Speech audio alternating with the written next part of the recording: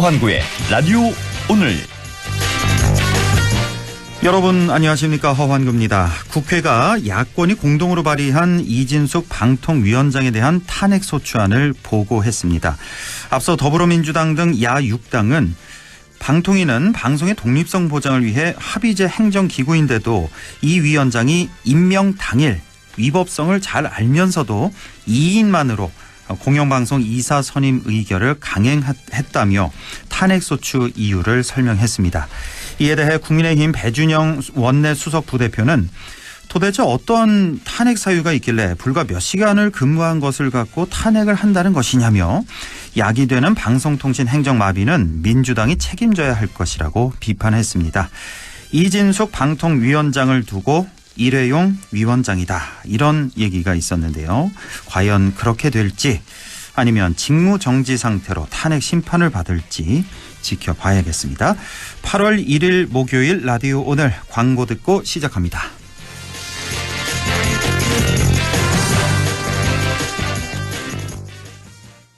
당신은 아마 아직 모를 거야.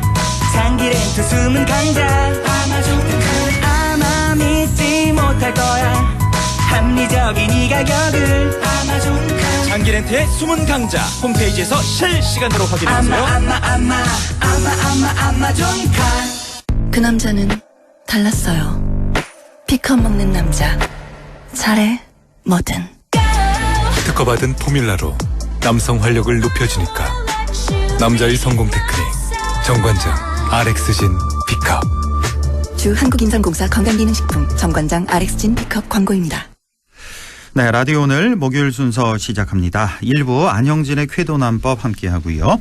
2부 이슈 오늘에서는 여름철을 맞아 지자체마다 다양한 물놀이 축제가 열리고 있는데요. 영주에서는 시원축제가 한창입니다. 잠시 후 영주시 문화관광재단 이태훈 사무국장을 연결해서 자세한 얘기 들어보겠습니다.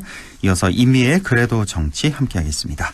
라디오 오늘 유튜브로도 다시 들으실 수 있습니다. 많은 애청 바랍니다.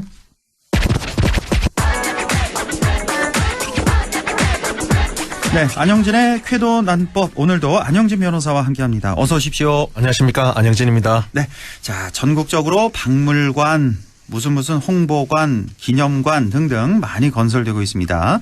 그런데 사람들이 찾지 않아서 사실상 방치되고 있는 시설도 많습니다. 자, 우리 지역 상황에 대해서 오늘은 얘기를 나눠보죠. 네. 네, 이 정부나 공공기관이 건립하는 시설의 경우에는 뭐 단순히 적자 운영이 된다는 사실만으로 비판할 수는 없다고 생각합니다. 왜냐하면 공익적 가치가 있기 때문인데요. 그렇죠. 예를 들어서 경상북도 독립운동기념관의 경우에는 뭐 항일 의병의 중심지 안동을 비롯한 경북의 역사를 알리고 그 정신을 계승한다는 점에서 투입한 예산과 인력이 의미가 있다고 볼 수 있고요. 예. 또 도산에 있는 이육사 기념관도 마찬가지입니다. 일제강점기에 끝까지 민족의 양심을 지키며 죽음으로써 일제항거한 우리 지역 출신의 시인을 기억하는 것은 중요하기 때문인데요. 예. 그러나 개점 휴업 상태인, 그리고 주민들조차 그러한 시설이 있는지도 모르는 시설들, 또는 주민들에게 오히려 불편만 주고 예산만 축내는 시설들은 문제라고 할 수 있는데요. 네, 그런 게 사실 우리 주변에 찾아보면 꽤 많을 겁니다. 지금 오늘 여기서 일일이 열거하지 않아도 그렇습니다. 청취자 여러분들도 아실 것 같은데, 네. 우리 안영진 변호사가 이 시간 통해서 계속 얘기하는 게 이제 네. 안동 국제 컨벤션 센터 얘기인데, 그렇습니다. 오늘도 이게 그 얘기를 좀 하시나요? 그쪽 시설계에서는 끝판왕인데요. 아, 그 정도 예. 보시는군요, 안영진 예. 변호사는. 예. 그 안동 도산에 위치한 안동 국제 컨벤션 센터에 대해서 좀 얘기를 해보면요. 많이 네. 말씀드렸지만 건립 당시에는 이것만 건설되면 안동이 마이스 산업의 중심지로 거듭나고 지역의 소득과 고용이 비약적으로 증대된다는 장밋빛 전망을 했고, 네. 정치인들은 대표적 치적으로 홍보를 했습니다. 그렇죠. 이게 그 3대 문화권 사업인데, 예, 그걸로 건설된 거죠. 그 일환으로 건설이 된 겁니다. 예. 그러나 지금은 안동시 출범 이래 가장 큰 정책 실패 사례로 많이 거론되고 있습니다. 그 정도로. 그렇습니다.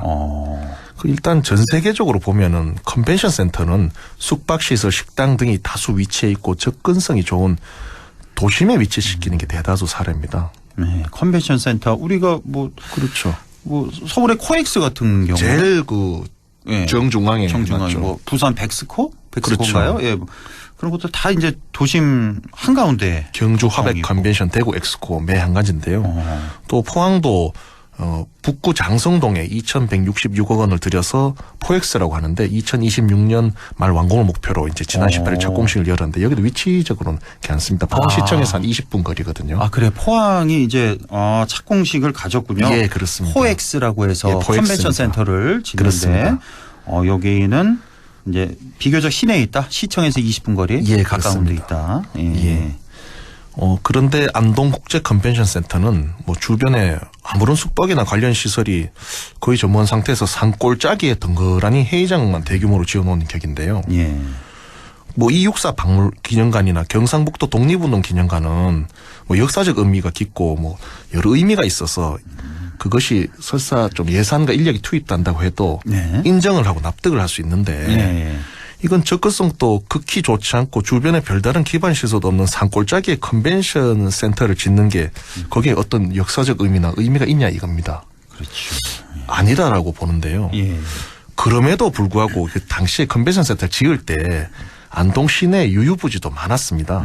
특히 미리 조성되어 있던 그 안동 성곡동이죠. 용상동 뒤에 안동 관광문화단지에 빈 땅이 대규모로 있었습니다. 지금도 맹 비어 있는데요. 예, 여기가 있죠, 참. 예, 그게 먼저 조성이 돼서 비어 있었습니다. 그러니까요. 근데 거기를 또 지가지고 왜 그랬을까? 굳이 그런데도 불구하고 굳이 시내에서도 먼 산골짜기에 국제회의장을 건설했다는 점에 대해서는 정말 이해하려고 노력해도 이해가 되지 않는 대목인 거죠. 아, 그러네요. 지금 또 생각해 보니까 안동문화관광단지 이미 그 예, 기반 맞습니다. 시설 조성을 다 해놨기 다 때문에 했습니다. 거기에 있으면 서로 지금 거기가 약간 좀 휑하잖아요. 근데 이거 예. 다 지어놨으면은 그렇죠. 서로 기존 시설도 굉장히 도움을 시너지가 많이 나죠. 받을 수 있고 그렇습니다. 윈윈이었을 텐데 그쪽에 또 네. 호텔도 좀 있고 그래서 그렇습니다. 지금 또 보니까 그렇네요. 예. 근데 사실 왜 이렇게 멀리 그렇게 외딴 데 지었나 예. 우리 시민들이 그 이유에 대해서 지금 좀 납득하지 못하는 분들이 좀 많은 것 같아요. 그렇죠. 사실. 뭔 왜 이렇게 지었느냐에 대해서 갖가지 설이 난무하고 있습니다. 무슨 설이 있는데요? 확인되지 않았기 때문에 제가 말씀드리긴 그런데 뭐 상당수 시민들은 그래서 그렇구나라고 추측하는 바는 있을 것입니다. 뭐 생각하는 건 있는데 확인되지 않아서 그렇죠. 방송으로 얘기하는 좀 그렇고. 그렇죠. 뭔가 이득이 있었거나 뭐 있겠죠. 예. 더욱이 이제 적자 보존으로 매년 수십억의 예산이 투입돼야 하는데 이 안동시 재정을 매년 옥죄고 있는 거거든요. 문제는 여기서 그치지 않습니다. 안동시가 관여하는 각종의 행사를 굳이 멀리 있는 국제 컨벤션 센터에 개최하면서 시민들과 공무원들이 골탕을 먹고 있다는 점입니다. 아, 그렇죠. 예. 또 가려고 하면 공무원들도 몇 번씩 왔다 갔다 해야 되고 하는데. 그 정말 싫지만 어떡해요. 뭐 울며 겨자 먹기인데 예. 또 행사에 가고 싶어도 자가용이 없는 시민들은 갈 수 없어서 문제고 이 점을 해결하려고 시나 주최 측에서 셔틀버스를 운행하려고 하면은 또 거기에 예산이 더 들어갑니다. 그렇죠. 예. 그런 문제고 또 갔다가 왔다가 그 시간도 너무 많이 되니까 너무 힘든 거죠. 예. 이 더운데 그까지 왔다 갔다 해보십시오. 그러니까요. 그리고 이제 행사장을 방문했다가 행사 보고 뭘 먹거나 이래야 되는데 그 주변에 거의 없거든요. 그럼 다시 돌아와서 밥 먹어야 되고. 그렇네요. 참 이 분명한 것은 안동국제 컨벤션 센터를 그 산골짜기에 건설하자고 제안한 정치인들은 책임을 지고 사과를 해야 한다는 것입니다. 그런데 지금 보십시오. 단 한 명도 사과하는 정치인이 없습니다. 심판을 해줘야 되는 여론이 비등하고요. 그러니까 이런 거 결정하는 거 뭐 정치권에서 결정하는 거니까. 그렇죠. 혹시나 뭐 이 관계된 사람들이 뭐 이권 같은 게 또 개입돼서 이렇게 된 건 아니겠죠? 아니라고 뭐라고 말씀드릴지 모르겠는데. 믿고 싶은데. 예. 네. 근데 그러니까 이해가 안 되는 갖가지 추측이 나오는 거죠. 그러니까요. 예. 이게 2022년 8월에 개정해서 이제 개장 2주년을 맞습니다. 벌써 2주년 됐나요? 저 예, 엊그제 그렇습니다. 여기 개장한다고 뭐 인터뷰했던 기억이 나는데 벌써 만 2년이 지났군요. 예, 그래서 개장 뭐 또 파티도 하는데요. 예. 거기에서 파티를 하는 거죠. 현재까지 참 뚜렷한 해결책이 없어서 문제고요. 예. 그 민간에게 무상으로 시설을 운영하라고 하는 방안 또는 헐값 매각 방안까지 막 거론되는데 이제 논의를 해야 된다 이렇게 갈 수는 없다는 여론의 따가운 지적이 있는데 예. 정치권에서는 본격적인 논의 자체가 없어서 참 안타깝습니다. 네. 좀 더 구체적으로 살펴보면요. 경향신문 작년 11월 22일자 보도에 따르면은 3,930억 원이 들어간 안동 3대 문화권 사업장, 즉 세계 유교문화박물관, 한국문화테마파크, 안동국제 컨벤션 센터로 조성된 이곳에 2023년 적자 규모는 대략 한 48억 정도로 추정이 되고 예. 또한 430억 투입한 안동 유교랜드도 뭐 최근 3년간 매년 10에서 12억 원의 적자를 내고 있다고 보도된 바도 있는데요. 예. 그 외에도 이 우리 지역에 그 각종의 기념관, 박물관이 생각보다 많이 지어져 있습니다. 그렇죠. 그 크고 작고 보면 뭐 골고루 많이 있습니다. 그 운영은 해야 되니까 인력을 파견 내지 지원하고 예. 또 시설을 지으면 예산이 무조건 들어가야 되거든요. 그렇죠. 그래서 지금 예산이 줄줄줄 새고 있다는 거죠. 기본적으로 들어가는 뭐 관리비 뭐 이런 게 있을 그렇죠. 테니까 또 인력도 뭐 대여섯 명만 대여섯 명 갖고는 안 되죠. 안 됩니다. 그것도 돌리려면 뭐 10여 명 그렇게 고용하려면 뭐 거기 관리 책임자 파견해야죠. 그다음에 뭐 총무, 뭐 청소 이래 쭉 이렇게 조직이 되니까. 이거 다 인건비 이제 무조건 그렇습니다. 들어간 고정 비용이 들고 그래. 있고 이거 다 이제 예산이고. 예, 그래가 예전에 어디 시설 함 제가 갔었는데 예. 그 지금 되게 반가워하시더라고요. 손님이 오니까. 그래서 거기 이제 방명록을 적는데 오는 사람 예. 하루에 뭐 3명, 4명 이래 적고 뭐 그런 경우도 허다합니다. 그게 안동뿐만 아니라 전국적으로 이게 이런 게 많은데요. 하루에 19명도 안 오는 곳이 막 많습니다. 컨벤션 센터가 한 해 이제 23년에 한 48억이니까 한 50억 정도 잡고 적자가. 그 3대 문화가 전체 예산 50억. 전체 한 50억 정도 뭐 저 적자. 예. 그리고 유교랜드도 한 10억 원 정도 적자 이렇게 났다. 예. 그러니까 이게 앞으로 이게 좀 확 반전이 돼서 뭐 많이 찾아오고 활성화되고 그러면 좋은데 아니면 이게 매년 들어간 돈이잖아요. 이게 50억. 매년 이것만 이제. 이 두 곳만 해도 60억이네요. 그렇죠. 그러니까 이런 곳이 또 기관이 굉장히 또 많잖아요. 많죠. 그러니까 그 무조건 들어가는 예산이 이렇게 있다. 줄줄 그렇습니다. 새고 있다. 줄줄 새고 있습니다. 지금 현재도 지금 막 줄줄 새는데요. 이 기념관, 박물관에 대해서 이제 통폐합이 필요합니다. 네. 이것도 처리약관 처리 매각 임대 조치를 포함한 강력한 구조 조정을 해야 됩니다. 그리고 2022년 3월 4일 이재명 당시 대선 후보가 정말 재밌고도 중요한 말을 했는데요. 나라에 돈이 없는 게 아니고 도둑이 너무 많다. 고 갈파한 적이 있습니다. 이거 저 후보 시절에. 네, 후보 시절에. 네. 이때 이 말이 히트 쳤습니다. 이거 그 전에 누가 또 했던 말 아닌가요? 제 그때 기억에. 다른 허허보 후보인가 했었는데. 어쨌든 기억이 예. 나는데 이걸 또 인용해서 한 번 더 얘기를 했던 거죠. 그렇죠. 이재명 그래서 후보가. 우리 안동이나 경북 북부 지자체에 돈이 없는 게 아니라 돈이 줄줄 새서 문제라는 말씀도 꼭 드리고 싶습니다. 그러니까요.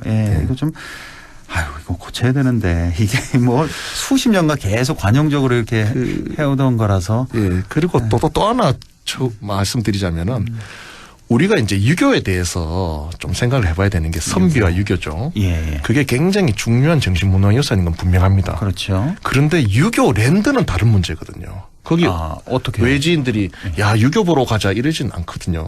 그러니까 자꾸 유교를 통해서 관광을 창출한다 이런 관념은 조금 검토를 해봐야 됩니다.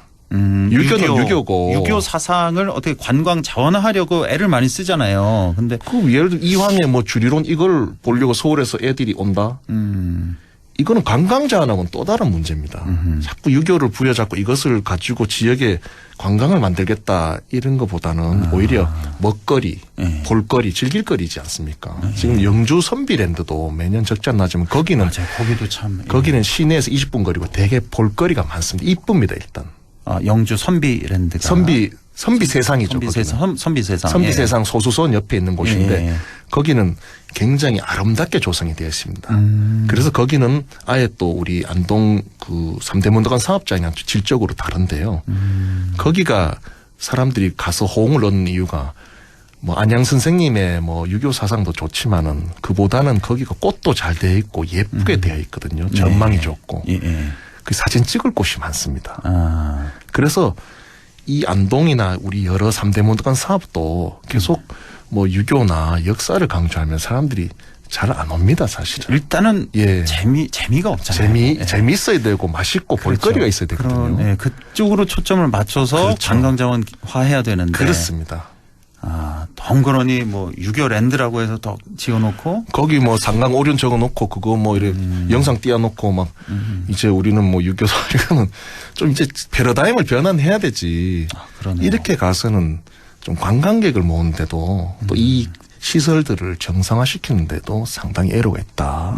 좀 유교는 유교대로 존중하고 보존을 하되 관광자는 별도로 좀 볼 것, 즐길 것, 먹을 것 이렇게 가는 게 좀 맞지 않느냐. 네. 이런 제안을 드리고 싶습니다. 우리 안영진 변호사 이 생각이 굉장히 일리 있는 생각이고 네. 또 반대되는 생각 갖고 있는 분들도 분명히 많이 계실 겁니다. 그래서 네네. 이런 뭐 어떤 정책 입안할 때 좀 토론회, 공청회 이런 걸 좀 많이 해서 정책 결정을 좀 했으면 좋겠네요. 정말. 네, 그렇습니다. 자, 지금 오늘 이 세금이 이제 줄줄 새고 있는 이제 공공기관 문제점 짚어주셨는데 해결책이 마땅치 않다는 게 그게 참 그게 더 문제라는 생각이 좀 들고요. 예. 정치권 입장에서는 그거를 줄일 필요는 없습니다. 왜냐하면은 자리가 많은 게 힘이거든요. 정치권에서. 뭐 하다못해 자기 아는 사람 끼워 넣을 수도 있고 여러 이제 자꾸 공공기관의 특징은 자기 기관을 늘리려는 속성이 있습니다. 아, 그렇죠. 왜냐하면 자기가 좋으니까요. 예, 그걸 그래서 이제, 우리가 해초리를 들어줘야 됩니다. 적절히 좀 견제를 시민들이 또 지자체에서 좀 견제를 할 필요가 있고 네. 이 공공사업 시행할 때 좀 더 신중하게 또 네. 면밀하게 그렇게 결정해야 된다라는 말씀 드립니다. 자, 지금까지 쾌도난법 안영진 변호사와 함께했습니다. 고맙습니다. 감사합니다. 라디오 오늘 2부에서 뵙겠습니다.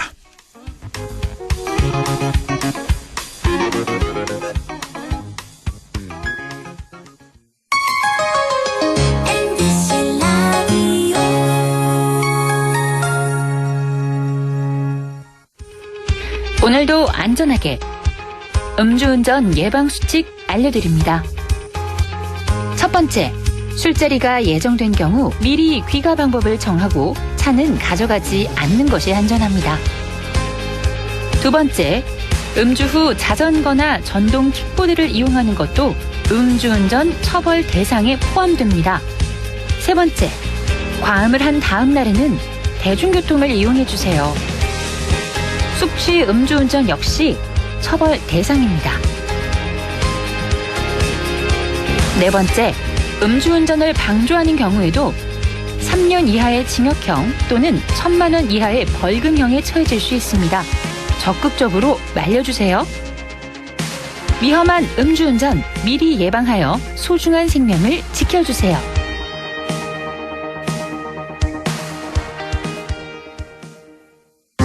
대한민국 인구의 5%, 이주 배경을 지닌 250만 명 이상이 함께 살고 있는 우리. 그 속에 우리 친구들이 있습니다. 승원이와 농구 대결을 좋아하는 모이브. 모이브요? 농구 진짜 잘하죠. 근데 전 못 넘어요. 뭐래? 내 집에 슛은 잘 쏴. 하늘이와 떡볶이를 먹으며 수다를 즐기는 카리나. 얘요? 얘 매운 거 진짜 잘 먹어요. 진짜 안 맵냐? 전혀.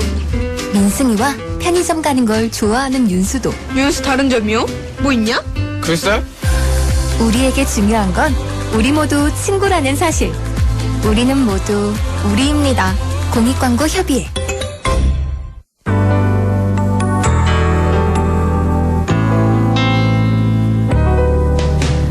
더 어렵던 날도 많았죠.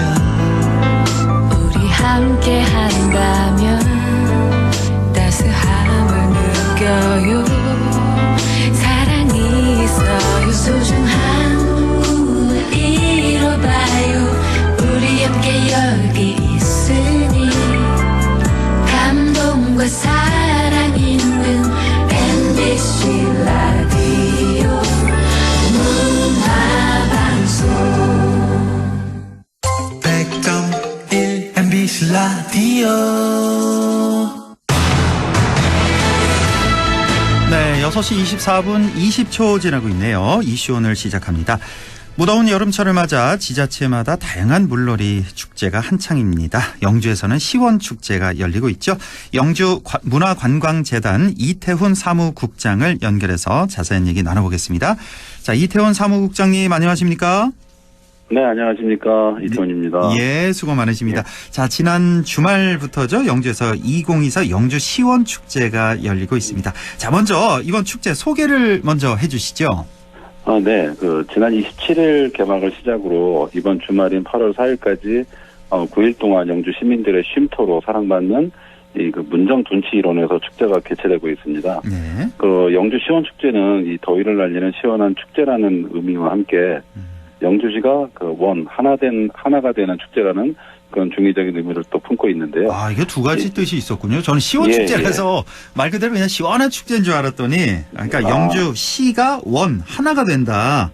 예. 아, 이런 두 가지 뜻이 있었군요. 예. 그리고 또 이 시원 축제라는 또 축제 명에 걸맞도록 이 남녀노소 누구나 또 쉽게 즐길 수 있는 그런 시원한 물놀이 콘텐츠와 또 다양한 또 체험 프로그램, 그리고 시민들이 화합할 수 있는 이 휴식존하고 취식존을 다채롭게 또 준비했습니다. 예. 올해 처음 선보이는 이제 축제인 만큼 영주 시민들은 이 가까운 곳에서 또 휴가를 즐기고 또 관광객 여러분은 영주에서 또 다른 매력을 느낄 수 있도록 많은 노력을 좀 기울였습니다. 예. 하여튼 많이들 방문하셔서 여름밤을 시원하게 즐겨주셨으면 좋겠습니다. 예.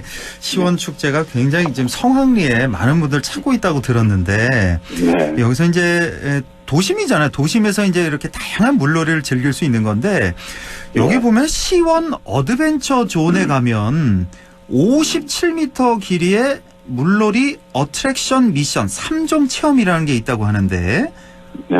굉장히 기네요. 57m면은. 예. 이거 굉장히 인기 많다면서요. 예. 아마 많은 분들께서도 TV 프로그램을 통해서 한 번쯤 이렇게 다 접해보셨을 텐데요. 네.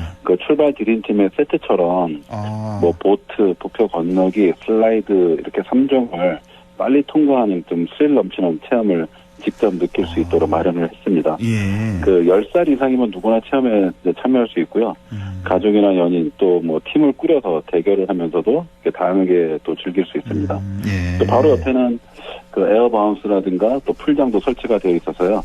함께 즐기실 수 있습니다. 아, 이 물놀이 어트랙션 미션 3종인데, 그러니까 이게 대결을 하는 거군요. 누가 빨리 저기 건너나. 네, 그렇게도 할 수가 있고요. 그냥 체험 삼아, 그렇게 다양한 또 이 어트랙션, 체험도 할 수 있는 겁니다. 이거 인기 굉장히 많을 것 같고, 이거 줄 오래 서야 되는 거 아닌가요? 우리 시민들이? 인기가 많아서? 줄 서는 동안에 또 놀이도 할 수 있으니까요. 예. 자, 이렇게 다양한 풀장, 또 에어바운스도 운영이 된다고 하는데, 여기서 물총 싸움도 할 수 있고, 그 밖에 또 어떤 물놀이가 가능한지 좀 더 설명해 주신다면요? 네, 부모님이 아이들과 함께 놀 수 있도록 풀장과 아이들만 놀 수 있는 풀장도 있고요. 네. 또 아이들이 슬라이드 전용 풀장도 이렇게 또 꾸며놓고 있습니다. 그리고 이제 물총 난장, 또 물총 스나이퍼, 물풍선 받기, 요런 다양한 게임도 함께 즐길 수 있고요. 예. 디스코 팡팡이라든가 미니 바이킹도 같이 저희가 준비해놓고 있어서 그런 놀이시설도 함께 운영하고 있습니다. 아마 가족끼리라든가 또 친구끼리 축제장을 방문하셔서 이 물놀이도 즐기고 또 먹거리도 즐기고 이 다양한 공연도 보면서 즐기실 수 있도록 준비를 했습니다. 예. 지금 말씀 들어보니까 정말 많은 시설물들을 설치를 하신 거잖아요. 예. 이거 비용도 굉장히 많이 들 것 같은데, 이거 축제를 이렇게 설치하신 김에 이번 주까지 하지 말고 그냥 8월 말까지 쭉 하시면 어때요? 왜냐면 이거 설치하는데 힘드니까 저는 항상 그 생각을 하는데, 2주만 바짝 하지 말고 이미 설치했으니까 이거 좀 더 한 2, 3주 더 하는 게 어떨까, 우리 아이들을 위해서.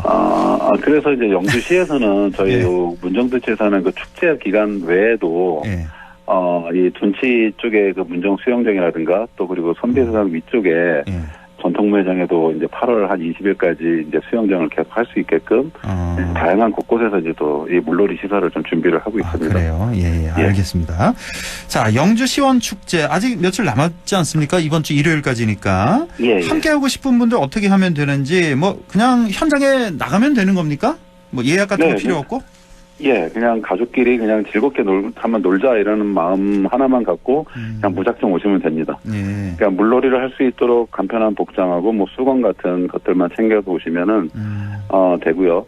그리고 물놀이 프로그램을 즐기신 후에는 이제 취식전에서 다양한 먹거리와 맥주도 한잔 하시면서 저녁 시간에 진행되는 공연 프로그램을 마음껏 즐기시면 됩니다. 아마 이번 주말이 마지막인 거는 아마 다 아실 텐데요. 오셔서 이제 즐겨주시기 바라겠습니다. 이 무더운 여름철에 이게 최고인 것 같습니다. 물놀이 하고 또 배고파지면 맛있는 거 먹고 또 저녁 되면 또 공연도 즐기고 이게 최고인 것 같습니다. 저도 예전에는 아이들 어렸을 때는 이런 데 많이 갔는데 아이들이 크니까 안 가지 좀 됐어요. 한번 오랜만에 좀 가보고 싶네요. 예. 네. 자, 즐거운 축제 먹거리 절대 빠질 수가 없는데 어떤 먹거리가 준비돼 있을까요? 예, 그 물놀이를 하게 되면은 뭐 에너지가 많이 소비가 되는데요. 그래서 이제 식사를 대용할 수 있도록 뭐 덮밥 종류라든가 뭐 물놀이로 차가워진 몸을 좀 녹일 수 있는 뭐 육개장 이런 이제 식사류도 있고요. 또 그리고 어린이들이 좋아하는 뭐 떡볶이, 뭐 어묵 같은 분식, 또 치킨과 아이스크림, 뭐 음료, 주스까지 다양한 먹거리가 이제 준비되어 있습니다. 그리고 이 11대의 푸드트럭이 그 각각 다른 종류의 음식들을 또 판매하고 있으니까요. 오셔서 취향별로 골라서 드셔보시기 바라겠습니다. 아이고, 그렇군요. 물놀이 하다 보면 이제 어린 아이들 또 가족 단위 참가자들이 많아서 혹시 안전 문제는 좀 없을까 뭐 염려하는 분들도 좀 계신데요. 어떻습니까? 예. 일단 축제는 무엇보다 안전이 우선입니다. 모든 축제의 안전을 최우선으로 하고 있지만 특히나 그 물을 다루는 축제다 보니까 안전을 더욱더 최우선으로 준비를 했고요. 이 물놀이 어트랙션과 뭐 풀장, 에어바운스 놀이공간 안에는 이 안전요원을 상시 배치해서 저희가 사고를 예방을 하고 있습니다. 이 갑작스러운 이런 뭐 폭우라든가 이 폭염을 대비해서 안전물품과 또 더위를 피할 수 있는 휴게 공간도 이렇게 상시적으로 준비를 하고 있습니다. 또 그리고 영주시는 물론이고 또 영주 경찰서, 또 소방서, 보건소 등 이런 유관기관과 또 긴밀하게 저희가 또 연계 체계를 구축해서 안전한 축제를 위해서 함께 노력하고 있으니까 안심하고 축제를 즐겨주시기 바라겠습니다. 예. 자, 오늘이 목요일이니까 오늘 밤하고 금, 토, 일 나흘 딱 남은 거잖아요. 예. 앞으로 남은 나흘 동안 좀 눈여겨봐야 할 프로그램 어떤 게 있을까요? 예, 이제 축제가 이제 뭐 막바지를 향하고 있는데요. 일단은 축제 마지막 날까지 낮에는 물놀이장이 운영이 되고요. 밤이 되면은 이제 축제장이 공연장으로 이제 변하게 됩니다. 그래서 금요일인 내일은 이제 전국에서 예선을 통과한 아마추어 가수들이 이제 경연장인 제1회 서천 강변가요제가 이제 진행이 되고요. 토요일에는 이제 젊은 분들이 함께 즐길 수 있도록 이제 EDM 파티가 열려서 또 토요일 밤에 열기를 할 예정입니다. 그리고 이제 축제 마지막 날에는 요즘 그 가장 핫한 DJ로 떠오르고 있는 뉴진스님이 출연해서 폐막 공연을 이어가고 또 불꽃놀이와 함께 제1회 영주시원축제의 마지막을 이제 알리게 되는데요. 푸드트럭과 먹거리 부스가 이어진 이 취식존에서 또 시원한 강바람 맞으면서 신나는 공연을 함께 즐겨보시기 바라겠습니다. 네, 금요일 내일은 서천 강변 가요제가 있고 토요일에는 EDM 파티, 그리고 마지막 일요일 마지막 날은 뉴진스님이 출연하는 그 폐막 공연까지 이렇게 즐기시면 되겠습니다. 자, 이번 축제 외에 영주시 뭐 주요 관광 인프라를 좀 더 소개를 해주신다면요. 마지막으로. 일단 그 영주의 그 시원축제가 끝이 아닙니다. 가을에는 외나무다리의 정취가 아름다운 그 무선마을 외나무다리 축제가 개최되고요. 그리고 영주 지역의 우수한 그 농특산물이 한자리에 모이는 농특산물 대축제, 그리고 영주 지역의 대표 특산품인 이 풍기 인삼을 주제로 하는 또 영주 풍기 인삼 축제가 가을에 이제 개최될 예정입니다. 특히 영주시는 그 축제만 즐기기에는 너무 아쉬운 도시거든요. 모두 아시다시피 그 유네스코 세계유산인 보석사와 소수서원이 있고요. 또 저희 이 문화재단에서는 이 7월 1일부터 위탁 운영을 맡아서 새롭게 이제 변신하고 있는 그 한문화 테마파크 선비 세상과 또 선비촌까지 이 다양한 또 전통 문화를 즐길 수 있도록 준비를 하고 있습니다. 이 밖에도 영주의 그 새로운 관광지로 떠오르고 있는 뭐 영주 댐, 그리고 몸과 마음을 힐링할 수 있는 국립산림치유원까지 즐길거리가 정말 많이 그 다양한데요. 일단 영주시와 또 영주문화관광재단에서 함께 많은 것들을 개최하고 또 준비하고 있으니까요. 영주에 오셔서 축제도 즐기시고 또 영주 한우, 또 사과와 같은 우수한 먹거리도 함께 즐겨보시기 바랍니다. 아마 후회하지 않을 추억을 아마 선물로 드리도록 하겠습니다. 올 여름 지나서 이제 가을에도 외나무다리 축제, 농특산물 대축제, 영주 풍기 인삼 축제가 이제 쭉 이어지고 많이들 아시겠지만 부석사, 소수서원, 뭐 선비세상, 선비촌, 영주댐, 국립산림치유원까지 볼거리가 가득하니까요. 많이들 다녀오시기 바랍니다. 자, 오늘 말씀 잘 들었습니다. 영주문화관광재단의 이태훈 사무국장과 함께했습니다. 고맙습니다. 네, 감사합니다. 라디오 오늘에서는 청취자 여러분의 참여를 기다리고 있습니다. 우리 지역에서 발생한 사건 사고 소식이나 함께 토론하고 싶은 내용을 안동 MBC 홈페이지 라디오 오늘 게시판에 올려주시기 바랍니다. 전화와 문자 참여도 하실 수 있습니다. 전화는 851국에 7191번, 문자는 샵 0913번으로 보내주시면 됩니다. 문자는 단문 50원, 장문 100원의 정보 이용료가 있습니다. 여러분의 많은 참여 바랍니다.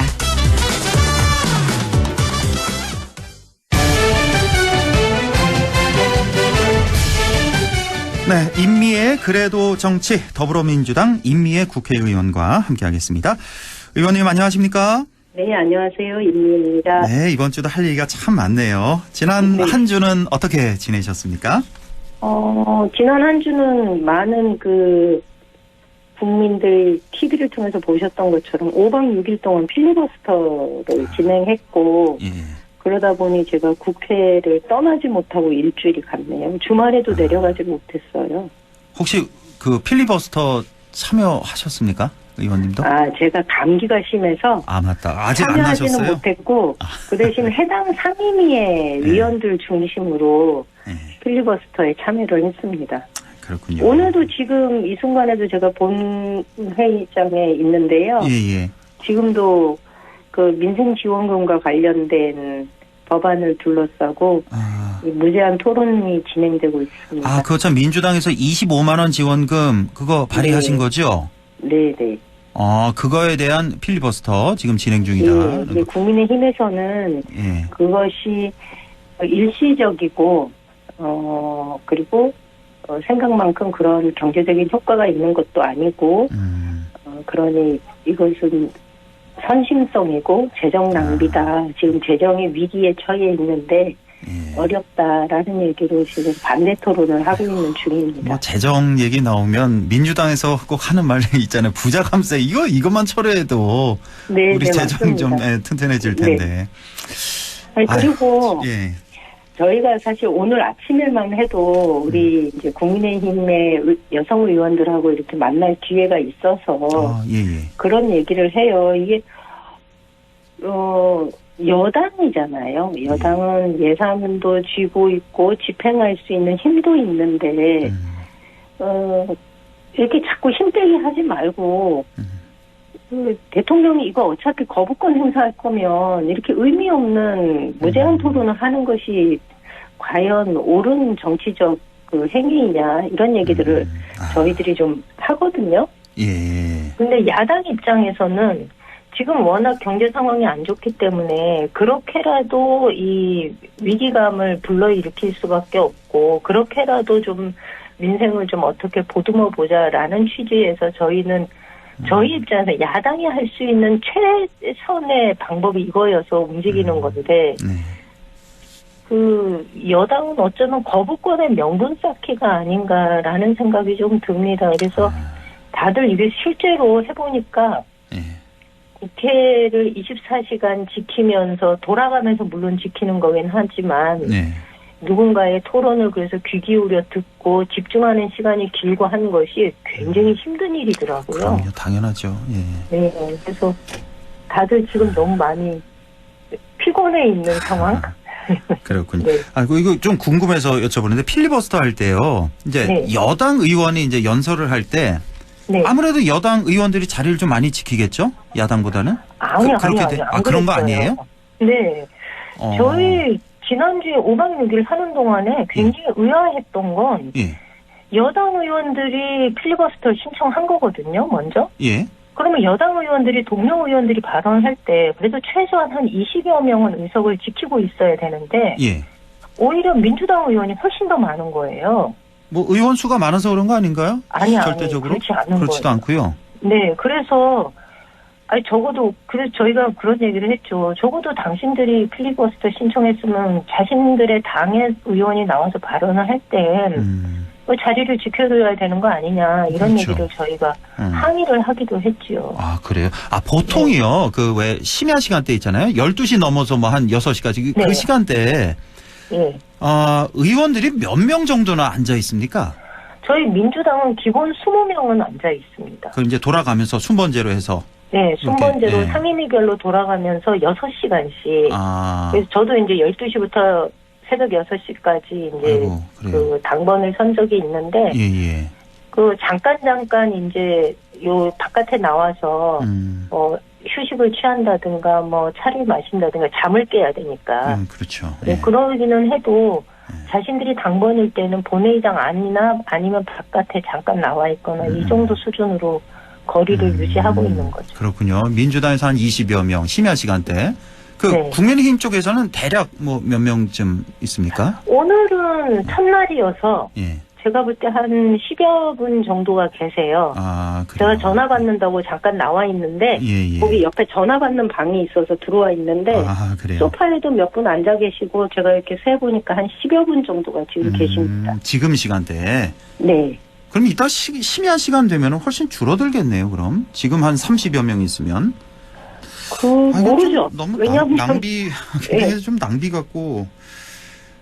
국민들도 이걸 뭐 그러니까 짧은 방송을 통해서 이렇게 보지 그걸 다 지켜볼 국민들 많지 않을 것 같고 그래서 네, 너무 이제 힘들 것도 저희가 몇몇 의원들의 발언은 대단히 인상적이고 이게 또 저희는 발언하는 게 모두 다 회의록에 남잖아요. 그렇죠. 예. 근데 언젠가 역사적으로 이 기록들이 누군가에 의해서 읽혀지는 순간이 있을 텐데 어떤 의원의 발언 내용을 보면 정말로 모두가 한번 생각해 볼 만한 내용인 경우도 있고 또 어떤 의원은 정말로 시간 끌기로 그래서 기록을 세우는 것에 목적을 둔 의원들도 더러 보여요. 최고 기록이 한 13시간인가 그렇지 않나요? 예, 맞습니다. 지금 현재 이번 필리버스터에서는 김용태 의원이 제일 긴 걸로 제가 알고 있습니다. 그리고 그분 할 때 제가 계속 있었거든요. 예, 그런데 사실 좀 이제 야당 의원들로부터 항의를 받았죠. 왜냐하면 EBS와 관련된 법안이었는데 EBS와 관련된 법안을 처리할 때 저희는 정치적 편향성 내지는 중립성 이야기를 하면서 개정안을 낸 게 아니고요. 시청자위원회의 구성을 좀 더 다양하게 해서 EBS가 시대에 걸맞게 워낙 재방송 비율이 높기 때문에 그 프로그램의 다양성을 조금 추구하자 이런 취지에서 개정안을 낸 거였는데 프로그램을 월요일 아침 6시부터 밤늦게까지 쭉 읊어가면서 여기에 어디 정치적 그 편향성이 담긴 프로그램이 있느냐 이런 식의 이 발언을 계속 하셨어요. 그런데 똑같은 내용을 한 서너 차례 반복을 하면서 그래서 신기록을 세운 거군요. 네, 그러다 보니까 이거는 좀 아니지 않나 싶어서 저도 앞에 있다가 의원님 좀 실망스럽습니다. 이렇게 항의를 한 적이 있는데. 그렇군요. 네네. 알겠습니다. 자, 오늘 할 얘기가 많아서 진도를 좀 빨리 나가겠습니다. 자, 우리 이미애 의원께서 이제 우리 지역 농촌에서도 지금 많은 도움을 받고 있는 없어서는 안 되는 계절 노동자 제도에 대한 개선이 필요하다. 이런 지적을 하셨는데 이와 덧붙여서 또 인신매매 피해 사실이 있었다. 는 말씀도 주셨어요. 이게 어떤 얘기입니까? 그 인신매매라는 게 우리가 과거에 알고 있었던 인신매매 개념에서 조금 더 확장됐는데요.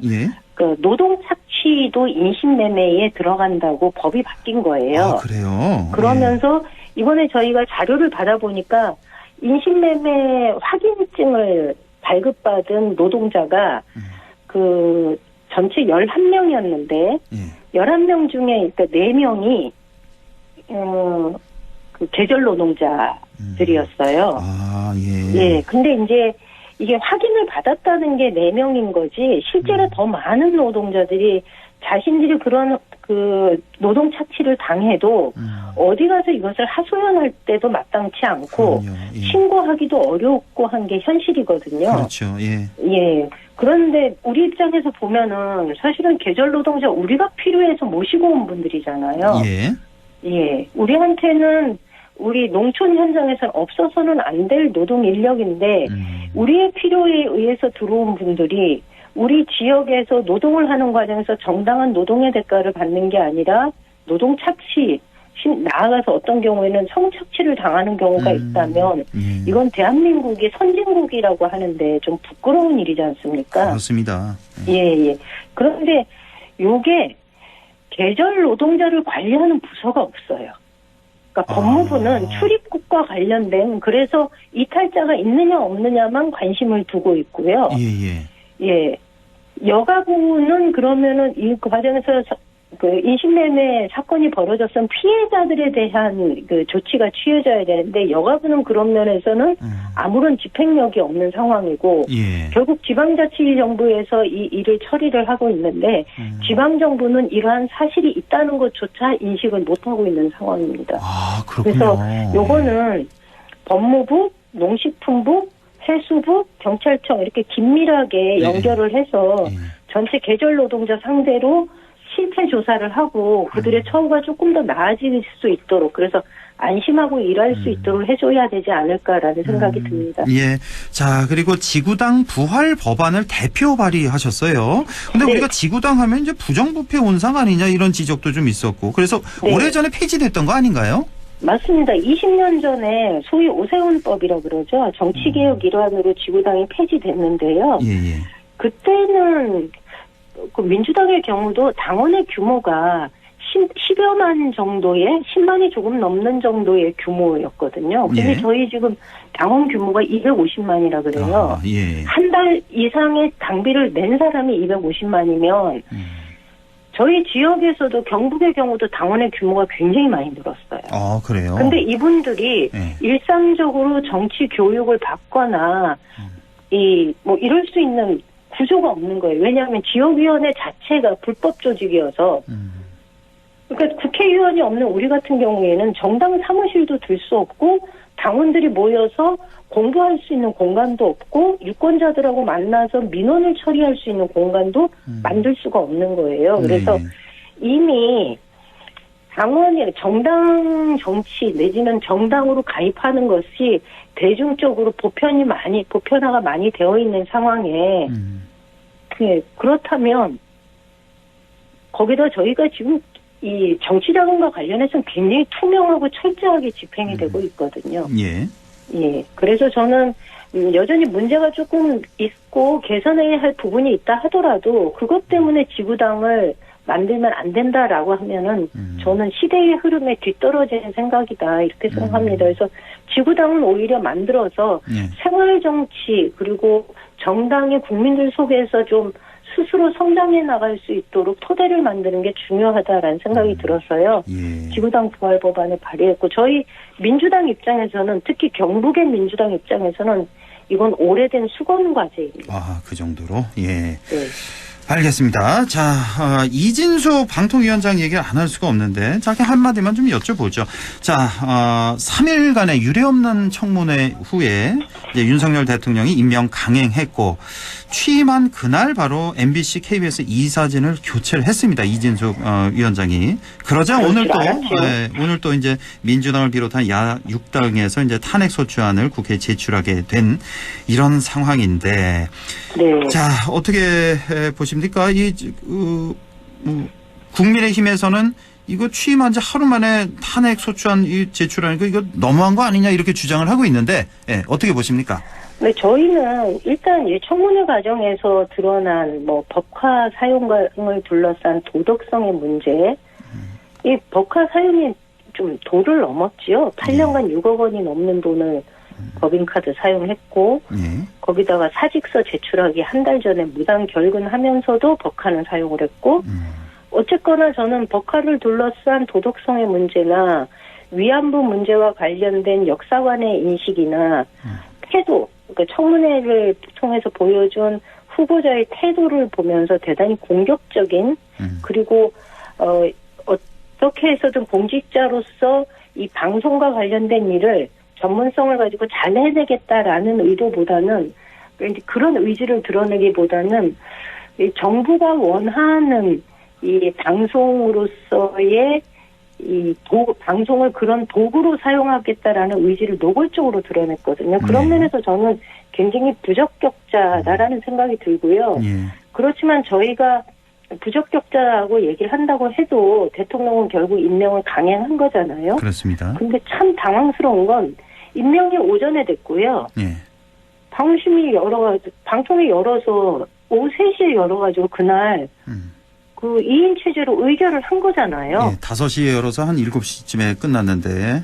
네. 바로 그냥 5시에 열었나요? 저는 예. 3시에 열었는 줄 알았는데. 바로 임명을 그 이사진을 교체를 해버렸습니다. 그냥. 맞습니다. 그게 저희한테는 민주당 입장에서는 탄핵 사유라는 거죠. 위법한 2인 체제 의결. 예. 그러니까 임명 당일 회의를 열어서 대통령이 임명한 상임위원 2인만으로 공영방송의 임원을 선임한 거는 방통위법에 위배된다라는 것이 민주당의 입장이고요. 그러니까 뭐 법인카드 뭐 이상하게 쓰고 이 얘기가 아니라 지금 2인 네. 체제로 이사진 교체한 이게 법률 위반 아니냐 이걸로 이제 탄핵 소추하신 거고요. 법인카드 사용 문제는 예. 이후에 그러니까 법적으로 처리해야 할 문제인 그렇죠. 거고요. 예. 이것이 탄핵 사유라기보다는 예. 그러니까 불법적인 상태, 방통위 설치법 4조 1항, 13조 1항 2항을 위배한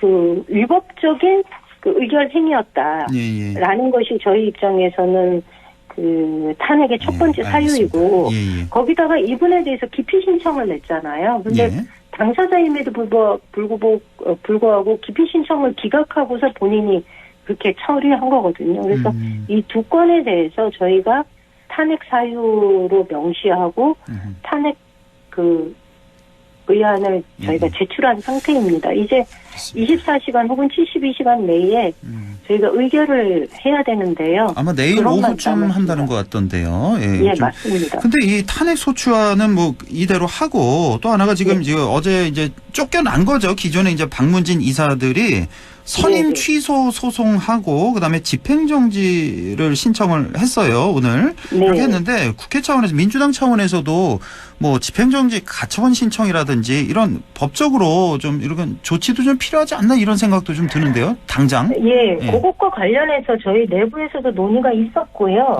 아마 그거는 저희 진행을 하는 걸로 얘기가 된 걸로 알고 있습니다. 그다음에 뭐 위원장 이진숙 후보의 그 위법 탈법적인 법인카드에 대해서는 업무상 횡령 및 배임 혐의로 고발하고 그 외에 이제 저희가 이거 임명이 되면 곧바로 돌아서서 그 옆에서 회의 열고 하지 않겠느냐라고 저희가 그런 추측을 했었거든요. 예, 아니나 다를까. 예상을 벗어나지 않은 행동 패턴을 딱 보이더라고요. 알겠습니다. 예. 근데 아주 속전속결로 그런 것 같습니다. 다음에 좀 길게 좀 얘기를 하고 자, 할 얘기가 너무 많은데 이 중에서 사도광산 얘기 하나만 한 2분 남았는데 이것만 좀 듣죠. 이게 지금 우리 정부에서 또 이제 동의를 해줬단 말이야. 사도광산 그 유네스코 세계유산 등재하는 거. 도대체 왜 이렇게 대일 외교 왜 이렇게 하냐. 그러니까 강제징용이어서 위안부 문제, 오염수 이제 급기야 사도광산까지 이러다가 독도 문제까지 또 어떻게 잘못 처리하는 거 아니냐. 이런 걱정 국민들이 많습니다. 누구나 그건 걱정할 만한 사안인 것 같아요. 근데 더 황당한 거는 저희가 이게 한국 정부에서는 이렇게 발표했잖아요. 이거 강제 동원과 강제 노역이 있었다는 사실을 명시하기로 했다 이렇게 얘기했거든요. 그래서 합의해줬다 이랬어요. 실제로 세계문화유산심의위원회는 위원국의 한 사람이나 한 나라라도 반대가 있으면은 이게 등재가 안 되거든요. 그렇습니다. 근데 결국 한국이 승인을 해줘가지고 동의를 해줘가지고 이게 만장일치로 통과가 된 거잖아요. 그러면서 한국 정부가 했던 말이 강제동원, 강제 노역에 대한 그 표기가 있기로 합의가 됐다라고 얘기했는데 일본 정부는 오히려 그런 문구를 사용하지 않는 걸로 그런 얘기 한 적 없다 이렇게 얘기하거든요. 그러니까 매번 이런 식이에요 보면은 대일 외교가. 그래서 이걸 다시 한국 정부에도 이게 도대체 어떻게 된 일이냐라고 했더니 한국 정부 말이 더 황당해요. 강제성에 대한 얘기는 2015년도에 이미 끝난 얘기였고 그때 얘기된 게 지금까지 적용되는 거라고 생각을 했다는 거예요. 참 너무 무책임한. 그러니까 다시 말하면 이번에는 강제동원과 관련해서는 어떤 합의도 어떤 얘기도 없었다는 얘기인 거죠.